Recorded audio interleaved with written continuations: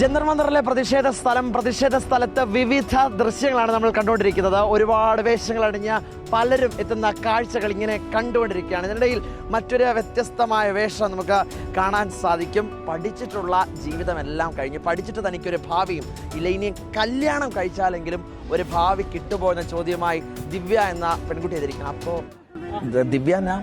हाँ जी, दिव्या नाम है। गाँव किधर है? गाँव इंद्रपुरम ही है। पहाड़ी से हूँ मैं, उत्तराखंड से हूँ। जैसे वैरायटी प्रोटेस्ट है ये बस प्रोटेस्ट के लिए आई हूँ मैं। मेन मोटिव यही था कि प्रोटेस्ट बात मान जाए हमारी और रिजाइन दे दे, जो कि है ये protest is against Dharmendra Pradhan.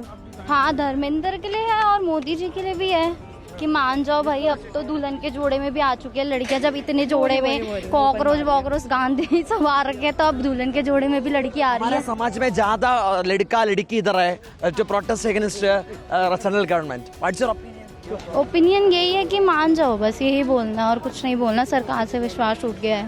दुल्हन के जोड़े में आई हूँ मैं आज। അത് വ്യത്യസ്ത പ്രതിഷേധം. അത് ദിവ്യ അത് ഇങ്ങനെ കാണിച്ചുകൊണ്ടിരിക്കുകയാണ്. കുച്ചു പുച്ച് അബ് തോക്ക് റിസൈൻ കരോ, അങ്ങനെങ്കിലും ഒന്ന് രാജിവെച്ച് പോകൂ എന്നാണ് പറയുന്നത്. ഇതിനകത്ത് മറ്റ് നമ്മൾ ഒരുപാട് പ്രതിഷേധങ്ങൾ പല രീതിയിൽ പല തരത്തിൽ കുറച്ചധികം ദിവസങ്ങളായി 35 ദിവസമായി ദില്ലി ജന്തർ മന്ദറിൽ കണ്ടുകൊണ്ടിരിക്കുകയാണ്. മറ്റൊരു പ്രതിഷേധം, സർഗാത്മകമായ വ്യത്യസ്ത പ്രതിഷേധവുമായി ഇപ്പോൾ ഒരു യുവതി ഇങ്ങോട്ടേക്ക് എത്തുകയാണ്.